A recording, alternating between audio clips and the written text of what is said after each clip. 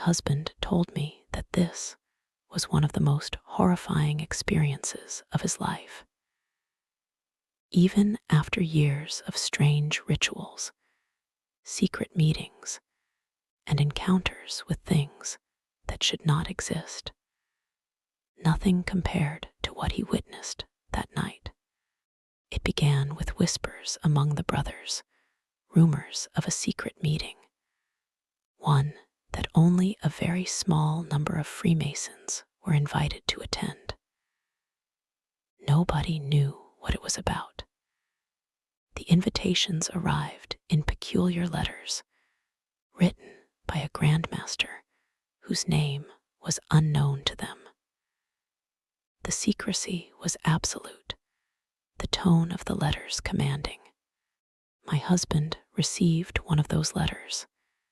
It read, "Dear brother, you are hereby invited to attend the secret grand reunion of the Blacklight Lodges, which is to be held at the Crimson Temple on the 23rd of April, 2017, starting at 6:00 p.m. This will be a unique experience for you, because a meeting like this happens only once in 500 years. You have been selected as one of the 23 brothers to attend this meeting due to your fast rising to stardom inside our organization. Please do not bring precious metals, religious objects, artifacts, watches, or money with you. Dress only in black. Do not bring your apron and gloves. You will be given a very special set upon your arrival at the temple. Thank you for taking part in what will be the event of your lifetime." The letter was signed with initials no one recognized. My husband panicked. He made dozens of phone calls, sent emails, text messages, reaching out to some of the most influential Freemasons in Europe. Nobody knew who the master was. All they knew was that he was real, and that missing the meeting was not an option. To refuse would mean punishment, being burned between the columns, a procedure reserved for extreme cases when a brother had committed an unforgivable act. Days passed, and the moment arrived. Some of the most powerful Freemasons in Europe were present. My husband asked himself why he had been chosen. He was discreet, not a man who sought attention, not someone who wanted to be a star inside the temple. Even his professor, his mentor, had not been invited. He could not reach him that day, and the absence left him with too many questions. Why had he been accepted into the Masons in the first place? Why was he here, among men far more powerful than him? He explained to me that the lodge he belonged to was not like the others. Its rules of admittance were different, its clothing unique, its rituals unlike anything practiced in regular lodges. And that night, the differences became terrifyingly clear. The meeting began. They formed a queue outside the Crimson Temple, waiting to enter. My husband was the last to go in.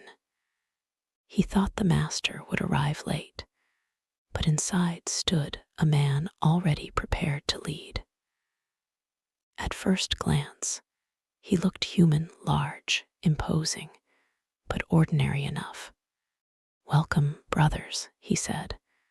"We will begin shortly. Before we do, I know some of you wish to give speeches. Please go ahead." 3 brothers spoke. The first recounted the lives and times of Freemasons during the Spanish Inquisition. The second spoke of Moorish traditions, comparing white magic to black magic. The third was a scientist, his eye twitching as he spoke, convinced that the dead could be brought back to life. He claimed to work in a secret military compound in the Carpathian Mountains, and he believed resurrection was not only possible, but inevitable. My husband told me he did not judge. After all the horrors he had seen, bringing people back from the dead seemed almost plausible. When the speeches ended, the master rose. Thank you, brothers, for your inputs. Do you believe it is only a matter of time before we can use black magic inside our temple as protection against those who wish to destroy us? At that moment, all the candles in the room flared, their flames turning purple.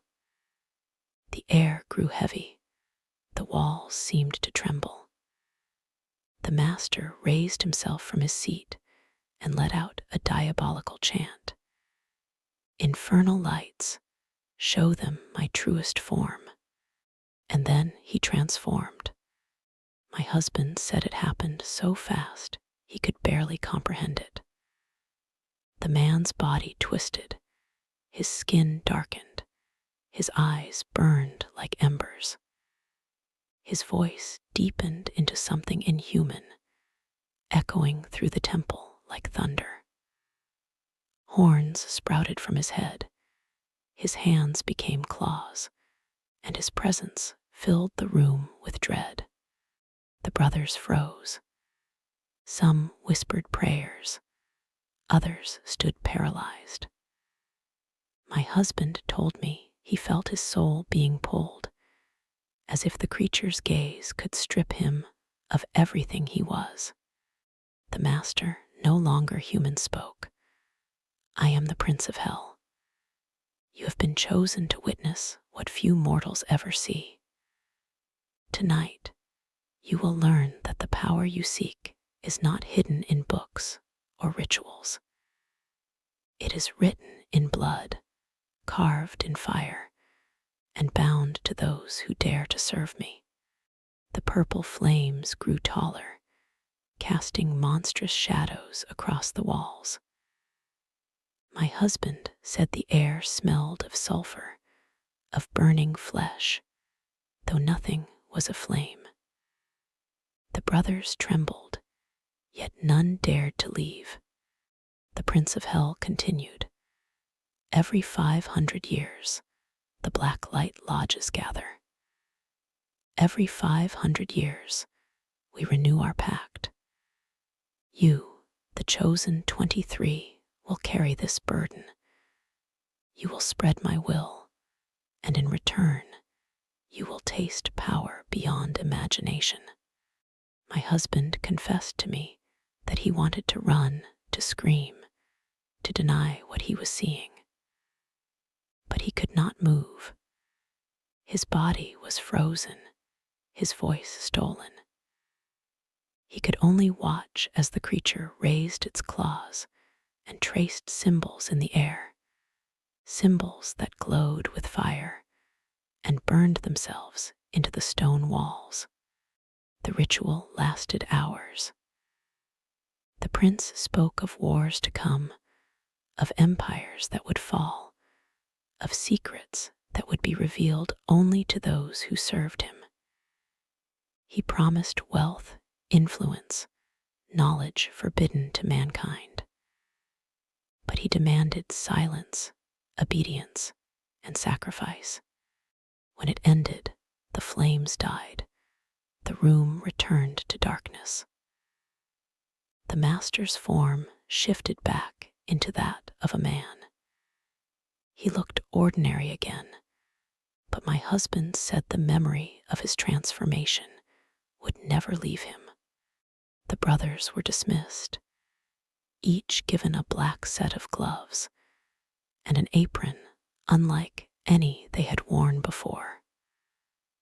My husband told me he kept his hidden, never daring to show it, never daring to wear it again. That night, he realized the truth. The Freemasons were not only keepers of knowledge, they were keepers of something darker, something bound to forces that should never walk among men. My husband always said that nothing in his life compared to what happened that night. He had seen spirits, necromancers, vampires, and impossible rituals. But the secret gathering of the Black Light Lodges was on another level entirely. It began with a letter, a summons that only appeared once every 500 years. No one knew the master who signed it. No one dared refuse. When he arrived at the Crimson Temple, 23 chosen brothers stood in silence.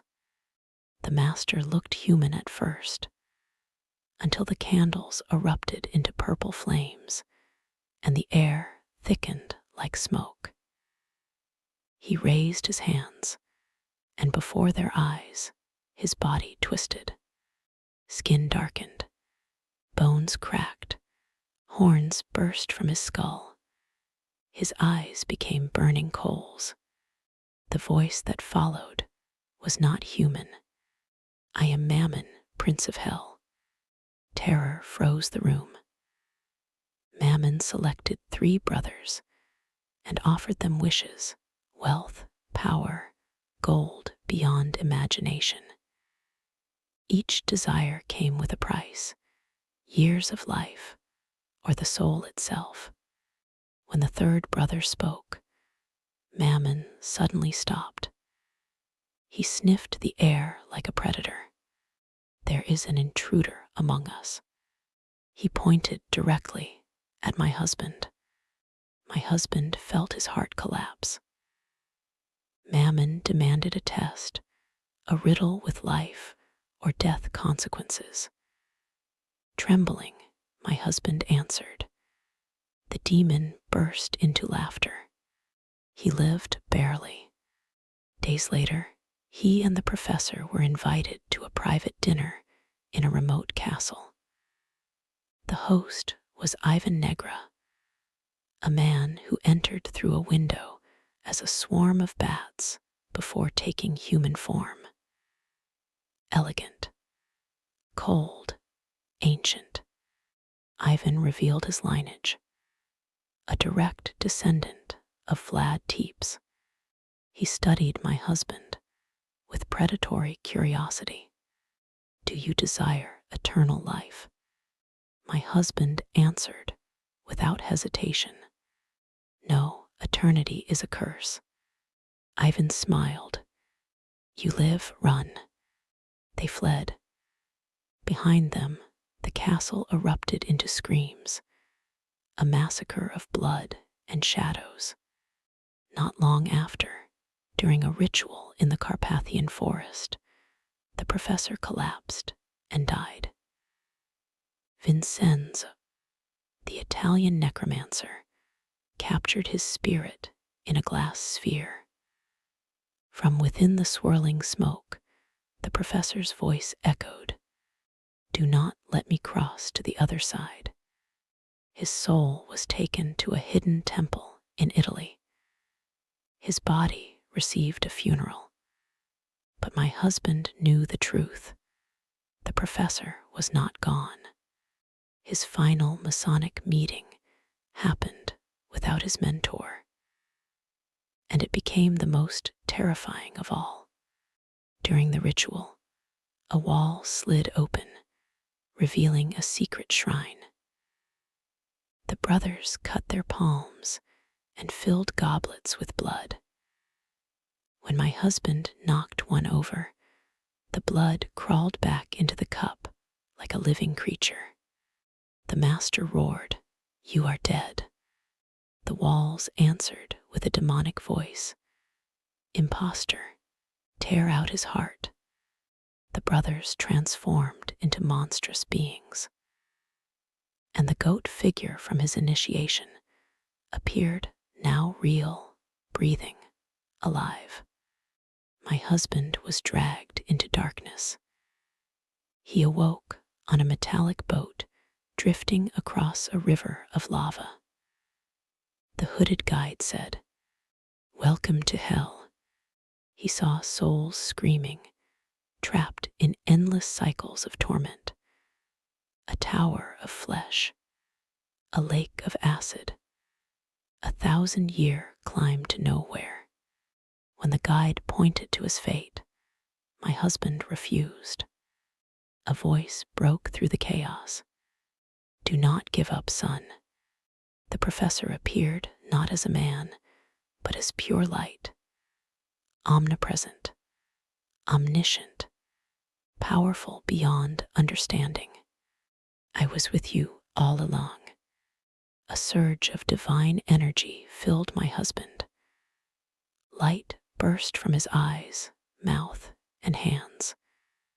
The demons burned. The temple collapsed. He woke up in the real world.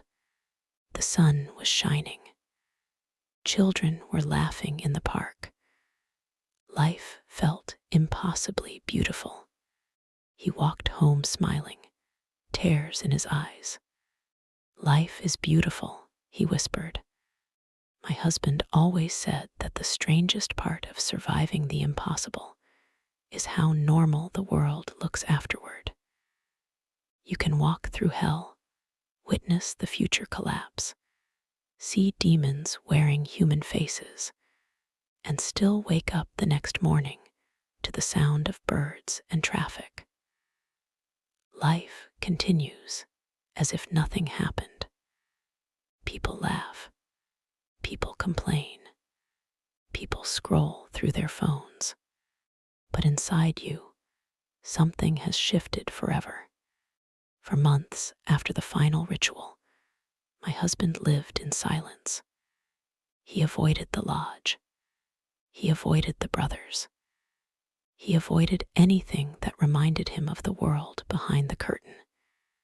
He tried to bury the memories under work, books, and routine. But the past has a way of resurfacing, especially when the past involves demons, necromancers, and a professor who had become something more than human. He told me that every sunrise felt like a gift. Every breath felt borrowed. And yet, he sensed something unfinished, like a door left slightly open. That door opened in Geneva. The last message. After returning from the future, he attended a conference in Switzerland. It was supposed to be ordinary, lectures, networking, polite conversations. But destiny rarely respects schedules. It was there he met Dr. Hume Makito again, the physicist who had traveled with him through time, who had stayed behind in the year 5793 to fight a war humanity had already lost. Seeing Hume alive, young, untouched by the horrors of the future, broke something inside him. He wanted to warn him. He wanted to tell him everything. But he couldn't. Time is a fragile thing, and some truths are too heavy to place on another man's shoulders. They spoke briefly. They laughed. They shared memories. And then they parted ways, each carrying a secret the other would never fully understand. That night, my husband walked along Lake Geneva, watching the lights shimmer on the water. He told me he felt a presence, not threatening, but familiar. When he returned to his hotel room, he found a letter on the desk.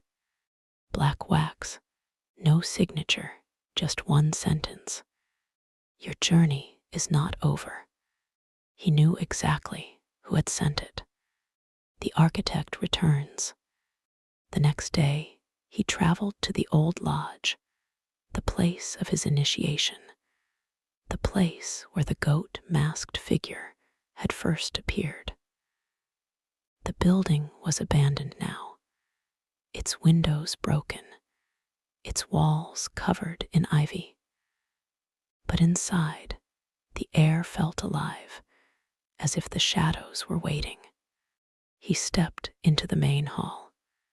The candles lit themselves, and from the darkness, the architect emerged, not as a demon, not as a monster, but as a man with eyes too ancient for his face. "You survived," the architect said. "You were not meant to." My husband felt his pulse quicken. "Why am I here?" "Because you saw both sides," the architect replied. "Light and darkness, heaven and hell, the future and the past. You walked through every door we opened, and you did not break." He raised a hand. The room dissolved. My husband found himself suspended in a void of stars. Memories swirled around him. Mammon's transformation, Ivan Negra's crimson eyes, the professor's soul trapped in glass, the battlefield of mutants, the tower of flesh in hell, the blinding light that saved him. "You think these events were random?" the architect asked. "No, you were being shaped." "For what?" my husband whispered. "For the war." The word echoed through the void like a prophecy. The war between worlds. The stars shifted. The void became a desert under a black sky. Two armies faced each other across the dunes, one made of shadows, the other of light. Among the shadows, he recognized faces. Mammon, Ivan Negra, the goat demon, the twisted brothers from the final ritual. Among the light, Hume Vincenzo, and the professor radiant, watching him with pride. "This is what is coming," the professor said. The architect stepped beside him. "And you will choose your side." "I'm just a historian," my husband said. The professor smiled. "You were, but now you are something else." The desert dissolved. The lodge returned. The architect spoke one last time. "Live your life. Love your wife. Enjoy the world while it still belongs to humans. When the time comes, you will remember this moment." And then he vanished. The final understanding. My husband returned home in silence. He sat beside me, took my hand, and told me everything, from the first initiation to the last vision, from the vampires to the future dystopia, from hell to the light that saved him. When he finished, I asked him the only question that mattered. "After all that, what do you believe now?" He looked out the window at the city lights. "I don't believe in religion the way they taught it," he said. "I've seen too much manipulation, too many twisted symbols. But I believe in something else." "In what?" I asked. "In a God made of small things," he said. "In kindness, in laughter, in a child's smile, in the warmth of a hand you love, in the beauty of a normal day. That kind of God." He turned to me. "There is a war coming," he said. "Not of armies, but of meaning, of despair against hope. They think they own the shadows. They forget that even the smallest candle ruins the dark." He squeezed my hand. I was chosen, tested, broken, and somehow I was put back together. I saw what waits at the bottom. I saw what's being built at the top, and I still choose life. He smiled softly. After everything, demons, necromancers, vampires, future dystopias, hell itself. Do you know what stayed with me the most? What? I whispered. The moment I walked out of that lodge and saw children playing in the sun, he said. That's the real miracle. That's what they hate. That's what they want to break. And that is exactly what we must protect. He took a deep breath. In the end, that's what I learned. Even in the deepest pit, there is a crack where light can slip through. And as long as there is light, even a flicker, the war is not lost. He looked up at the sky. I have been given hope, he said. Life is beautiful. And that was how his story ended. Not with a demon's roar, not with a prophecy carved in stone, but with a man who had seen hell and still chose to believe that a child's laughter is louder than the screams of the damned.